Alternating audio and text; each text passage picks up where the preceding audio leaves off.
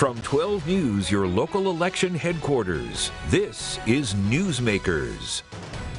It was the only live televised debate in the race for Providence mayor. The Democrat who makes it through the primary will have smooth sailing to City Hall since no Republicans or independents are running. You awarded contracts to the same people that donated to your campaign. This week on Newsmakers, key takeaways from the hour-long debate and where things stand in the campaign for mayor with less than 3 weeks to primary day.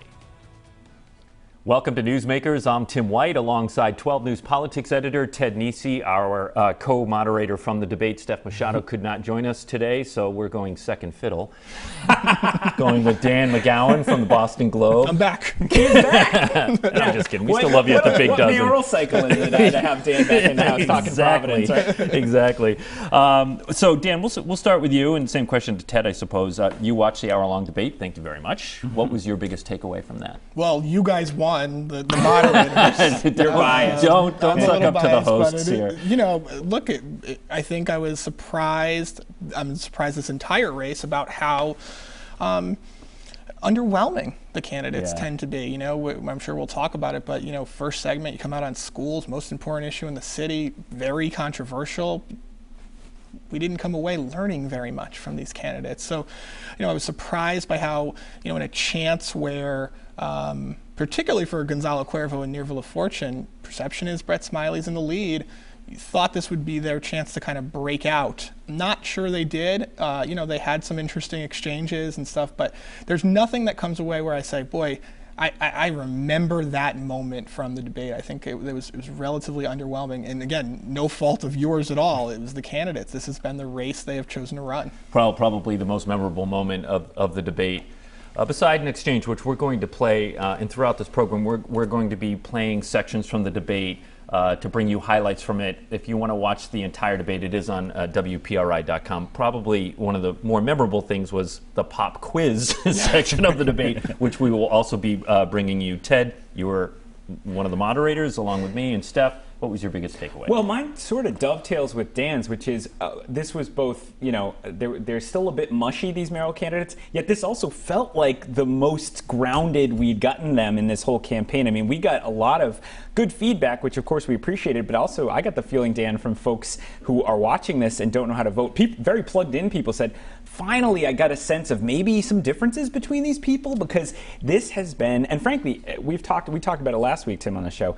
This doesn't feel like Rhode Island, where politics is a blood sport this year. Whatever race you're talking about, this is a sleepy campaign year. And Providence politics, I mean, I think we all remember Buddy Cianci was not exactly known for being sedate. And yet this has been a quiet race. Yeah, you think about this, 8 years ago, you know, I'd been working here for a year. My only job was to follow around all the candidates for mayor, and people read the news. There was lots of news in those races, and there was lots of things to go to. And there was lots of events. You just don't see that same kind of energy. Do you have a theory on why that is? I think people are exhausted. They do.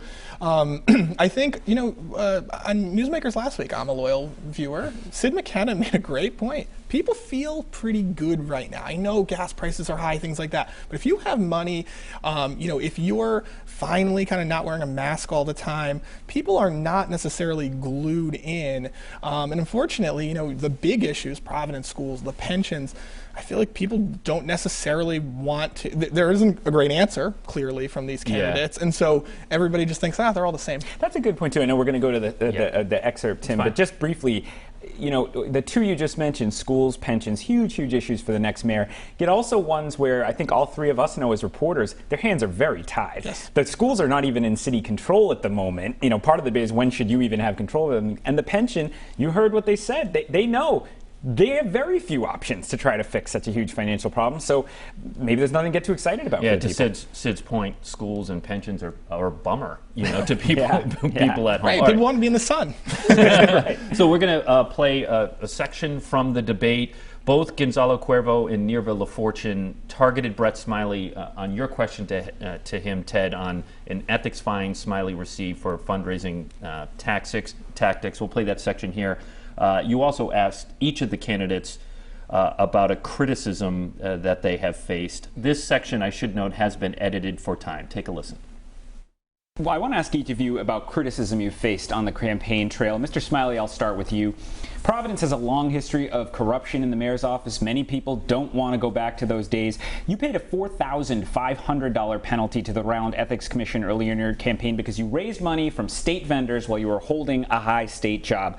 Why should voters elect a mayor of Providence who has already violated the code of ethics before even taking office? So I'm really proud of my track record with the state and what I accomplished when I was working for state government. And I went proactively to the Ethics Commission to get guidance. When I found out that I had received contributions from people with state contracts, I promptly returned it. I fully cooperated with the Ethics Commission, and as you rightly point out, I paid a penalty. Honestly, I think we need more public servants who are willing to admit when they made a mistake, take ownership of it, and be prepared to talk about it. I would argue that Brett, who prior to being an administrator, spent 15 years plus of his life being a professional fundraiser and campaign finance compliance officer. He is an expert in the field of campaign finance to the extent that nobody else in this room is. And when he asked for guidance, he turned around and did exactly what he told the Rhode Island Ethics Commission he was not going to do. And therefore, he received an exceedingly high fine for the Ethics Commission, $4,500, so high that John Marion, executive director of Common Cause Rhode Island, said that the high dollar amount of that fine indicated that this was not simply an oversight, in John Marion's words. John Marion, often respect on that. What's your response? My response is the minute I found out that I had received contributions from people that I had no idea had contracts with the state, I promptly returned them. And then I fully cooperated with the Ethics Commission and took responsibility for the mistake. But Mr. Smiley, if I made the same mistake, I would have been destroyed. And we all know that. So the well, rules Ms. should apply to everyone. Let me turn to you. You've served on the Providence City Council for 5 years now, yet only one of your 14 colleagues has endorsed you. A majority have endorsed your two rivals. If the people who've already worked with you at City Hall don't think you should be mayor, why should the voters? Listen, I'm not beholden to anyone, and I do have some city council people that I've worked closely with that has endorsed me. I'm not making any Helen backdoor Anthony deals. has. How many have? Sam Zurier has endorsed me. He's not on the council anymore. Oh, he's not, but he's a former council person, and he's a senator. Helen Anthony has publicly endorsed me. I've had some state representatives who I've worked with, particularly on my side of town, who have endorsed me. Look, we've never had a woman mayor. We've never had a black person mayor. We've never had a woman of Afro-Latina mayor. The reality is there are people who are going around saying I'm not a viable candidate, and people do need to get reelected, but I have proven that I can compete with the guys. So you know what? I'm going to continue on this journey and towards winning on September 13th. But I have worked hard as a city council person. I've worked ethically, and while being a parent, while working full time. Mr. Cuervo, you're running for mayor of Providence, but records show you owned a house in Cranston from 2013 to 2020. Why did you move out of Providence, and when exactly did you move back? So I moved out of Providence in 2013 because my family wanted to live in a different environment, and we were looking at homes all over Providence, and most of the homes that were within our range of affordability required extensive renovations. And we found the home in Cranston, 10 minutes away, that fit our budget and fit my family's needs, my two children and my wife. We moved to that, and in 2019 I moved back to Providence and put the house up for sale. At the time, it took a while to sell the house, and this house actually sold in 2020, but I moved back to Providence in 2019, in May of 2019. What do you say to people who say, well, he moved back because he knew the mayor's seat would be open and he wanted to be there for a couple of years before the race? I moved back because it made sense, because my daughter went off to college and my son wasn't living with us anymore, and we had the opportunity to move into a beautiful loft apartment at Rising Sun Mills on Valley Street. So some of that more heated exchange there during the debate among the three candidates. You know, Dan, you've covered a lot of the forums and debates. You've done a ton of them in the city now. Certainly a live televised debate, higher stakes, a little bit more energy than those. But is this the most they've mixed it up, you would say? Or has it been kind of like that throughout? No, I mean, that exchange where Ted, you asked really good questions was that's what you hear about, you know, behind the scenes. That's what, when you see Gonzalo Cuervo, you know, at the Mount Pleasant Little League, he's talking about, I can't believe Brett's, you know, not, you know, getting off the hook on these kind of things, and that's certainly what all the other candidates say too. in the forums, I mean, remember, think about these forums. Now, I've moderated a couple of them. They tend to be pretty strict format of, I'm going to ask everybody the same question. And you guys have a much looser and better format in the sense that you encourage that kind of debate. I think all three of them were waiting. Well, certainly Gonzalo Cuervo and Nerva were waiting for that moment, because they both swang and hit. They got hits out of those things. They landed a punch on Brett for sure. And that's why you wanted to do that. Yeah, well, and also as Dan says, and it's again not just in the mayor's race, because people don't want to attack each other this year. All of a sudden, Rhode Island turned into Iowa before my very eyes. We were so polite. So the voters don't even necessarily know about these criticisms. We heard from people after who said Brett Smiley paid an ethics fine because the other candidates aren't talking about it. Brett's not going to bring it up. So the debate was the first time they heard about it. One of the things, Brett Smiley did a really smart job. He bet that people would forget about it. Remember, he settled that last year or early this year, long before anybody was thinking about, who was running for mayor, long before you guys were planning debates. So, this is something that he strategically made a decision on. Now, do I think it plays in the race? The question is, do Gonzalo Cuervo or Nerva LaFortune have the resources to really get this in front of voters, and to get this in front of voters who will really care, right? The East Side tends to be the more affluent place, sort of more college-educated folks, that kind of thing. Common cause donors. Exactly. Are they going to care, though, because they kind of know Brett, right? And will they believe that Brett is is Brett Buddy Cianci? It's a hard question it's a hard ad to make, I think, especially when these guys don't have a lot of money. Well, I'm curious about one thing, what kind of impact it had on the race, and we will pivot back to the debate in a moment. But I want to talk to you, Dan, about what I think is a big headline in the race this week, which is current mayor Jorge Elorza endorsed Gonzalo Cuervo in the race. We have about 30 seconds from his press conference this week. Take a listen. You should know that Gonzalo is one of the sharpest, brightest people there are in politics, period. He's an insightful observer on a range of issues, including politics, and his experience working inside of government for the past decade plus positions him to hit the ground running on day one. So, if I recall, Elorza had previously said he was not going to endorse in the race. Is that right? He was leaning towards not endorsing. He was never definitive, but he was. He gave signs that he was not going to endorse. This was a surprise. All right. Is it a big deal? It's a huge deal. I think it is. I mean, look. One, he's a pretty popular mayor. Just ask him. He'll tell you. He commissioned, people don't understand, the mayor commissioned his own poll and then called you to say, want to write a column about how popular I am. Yeah, and you should say, for the insiders here, I've covered Mayor Elorza for 9 years. I've never sat with him for 2 hours on anything. We talked about every facet of that poll and how popular it is. It's amazing how not running for office, how freeing relaxes that is. you. It absolutely does. I think it's a big deal. And here's why. I think it's the most important kind of singular endorsement in the mayor's race. You look at all these other endorsements. I got an endorsement from a councilman no one's ever heard of. I got an endorsement from a former state rep.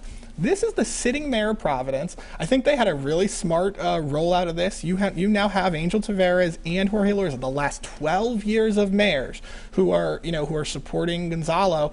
He also worked for David Cicilline before that. So you have, who is studiously neutral, we should say, in this race. And so you have 20 years essentially of some level of support for Gonzalo Cuervo. So I think it really does. I think it matters. Now, does it put him over the top? I mean, the question becomes, how much does Jorge Elorza buy you? 4 points, 5 points? If that's the case, this race is probably somewhere around a toss-up right now. Yeah, well, I guess it depends on the turnout, right? And who turns out. It's always the perennial question. And this is going to be a low turnout election, most likely. Ted, before we go to break, what's your take on the Elorza endorsement? I think anything the two candidates, Smiley has 4 times the money at last check of the other two. I think anything Cuervo or LaFortune can do to get on the news, get in front of voters again, see someone saying nice things about them is a positive for them. And I will say, I'm sure we have viewers listening who aren't fans of Mayor Elorza say, Mayor, how's that helpful? But I also know a lot of the opposition to Mayor Elorza comes from outside the city, and those people can't vote. It's about how do Providence voters voters feel about Jorge Elorza. And as Dan said, you only need a small number of people who like the mayor or just don't know what to decide. And if this says, all right, the mayor, I think the city's doing okay, I'll go along with his idea. This is, Tim, you just talked about turnout. This is a 24,000 voter race. It's a small race. And so, 1,000, 2,000 votes could actually flip this thing.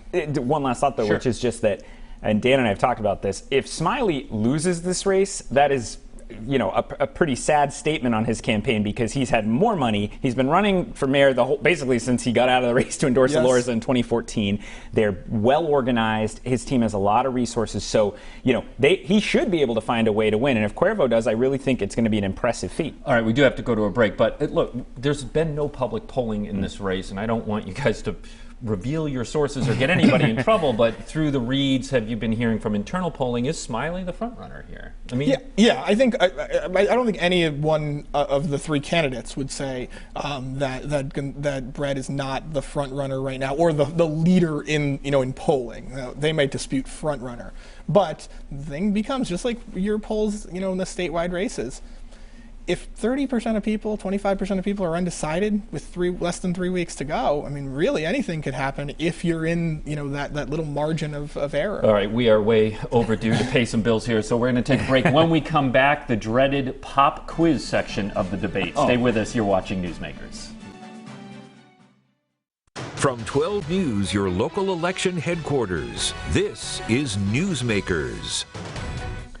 Welcome back to Newsmakers. I'm Tim White alongside 12 News politics editor Ted Nesi, and we're joined this week from the Boston Globe by Dan McGowan. We have been talking about the Providence mayoral debate that we hosted live here on Channel 12 Tuesday, 7 o'clock. You can watch the entire debate on WPRI.com. So Ted, we've been doing called the dreaded new pop quiz section in some of the debates this season, testing the knowledge of the candidates on material that you can argue they should really have a good grasp of.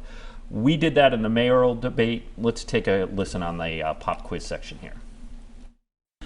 Ms. LaFortune, as we've already discussed, the city's underfunded pension plan is a huge problem, and the mayor serves as chair of the Providence Board of Investment Commissioners, which manages the money in the city pension fund. I'm not looking for it down to the penny, Ms. LaFortune, but approximately how much money total was in the Investment Commission's account as of July? Oh my goodness, pop quiz. We've spent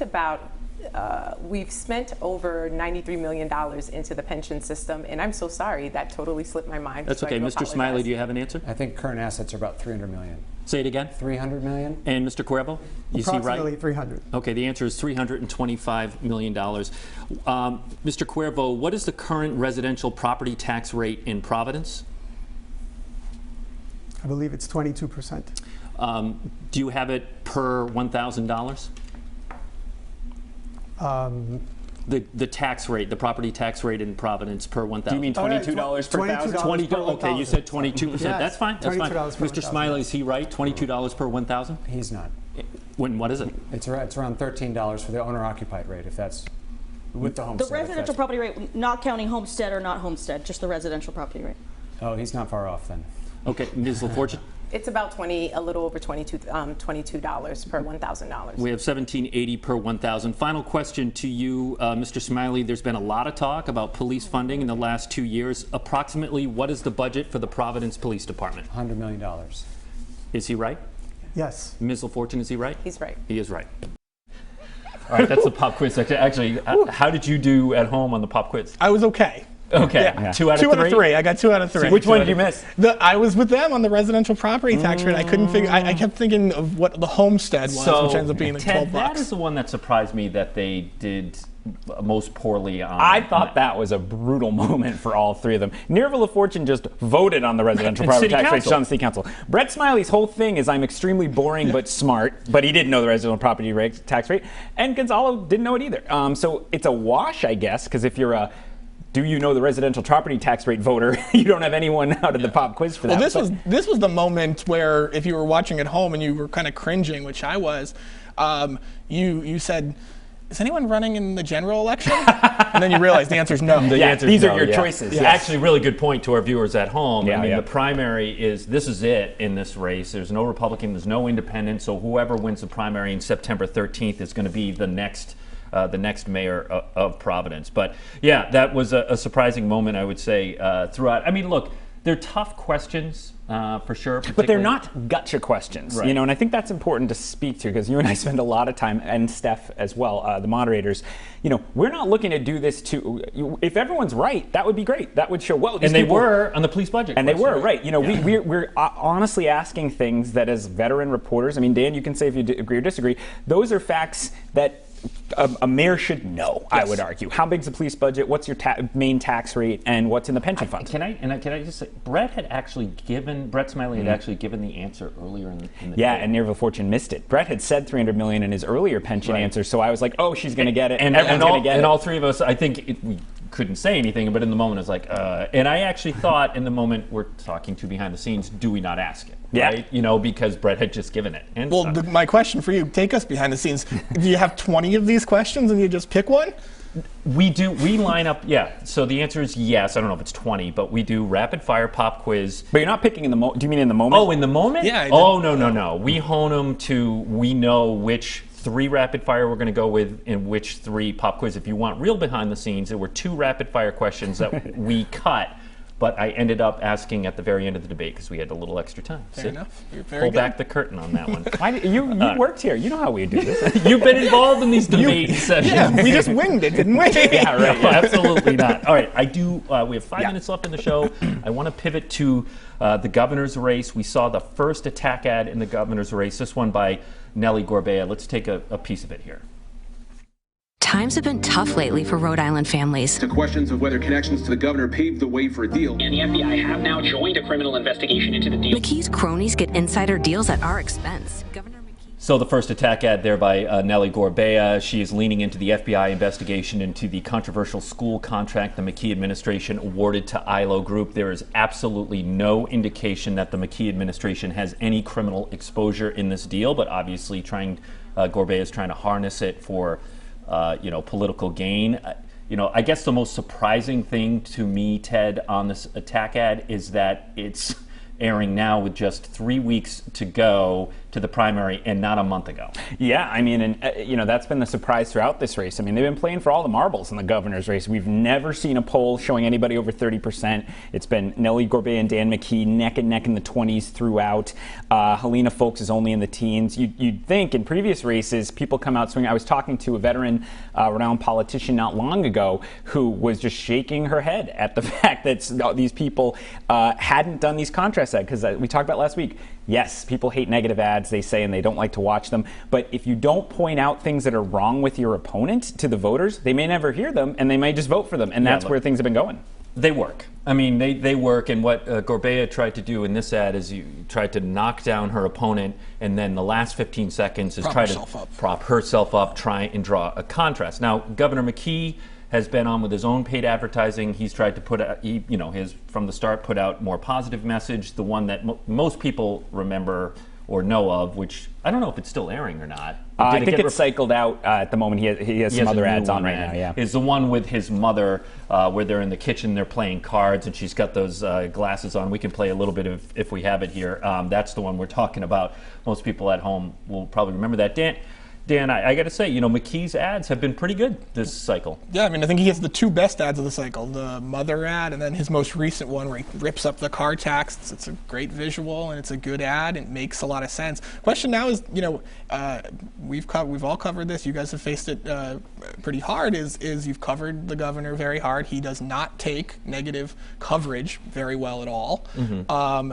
How does he handle the negative ads now? Is it going to throw him off track? If I'm him and I'm feeling pretty good about myself still, I might just stay on air with the positive ad and here's what I'm doing to try to make my case and try to get over the top. Sure, that's the paid advertising part of it, but we're now in debate season. Yes. And this stuff will undoubtedly come up on the stage. So to your point, I think, Ted, how is Governor McKee is probably going to be like Brett Smiley was in the Providence mayoral, like Seth Magaziner will probably be in our debate next week in the 2nd Congressional District.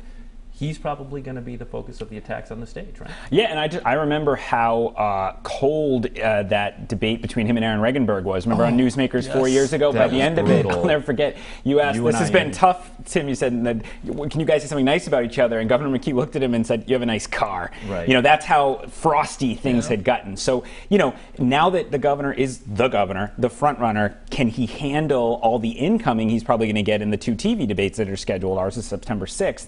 And then also just strategically, does Helena Folkson have an opportunity to look at these two fighting, or is it just the hour too late for her to get out of the teens and get into the front ranks? And then for Nellie Gorbea, you know, again, it's coming very late, and she's used up a lot of her money while McKee has big outside money in for him as well as his own cash. I'm just surprised Folkson Gorbea allowed the incumbent this much time to build himself up. I think these debates, though, I got to get like 15 seconds. I got to tell you, I think these debates are going to be huge because they are that first test where they're going to get serious questions from serious people, and it's going to be a live setting. I think it will tell us a lot heading into the September 13th. All right. primary. Well, our next debate is not the gubernatorial one. Actually, Tuesday live in these studios, we have a debate in the 2nd Congressional District. Joy Fox, Seth Magaziner, Sarah Morgenthau, and David Siegel. There are 4 Democrats running to replace Jim Langevin for Congress. Whoever gets through that will go on to face Republican Alan Fung. It is again Tuesday at 8 p.m. on Channel 12 and streaming live on WPRI.com. Of course, Ted will be there. Dan, thanks so much for joining us. I'm not coming back. We'll see you next week on Newsmakers.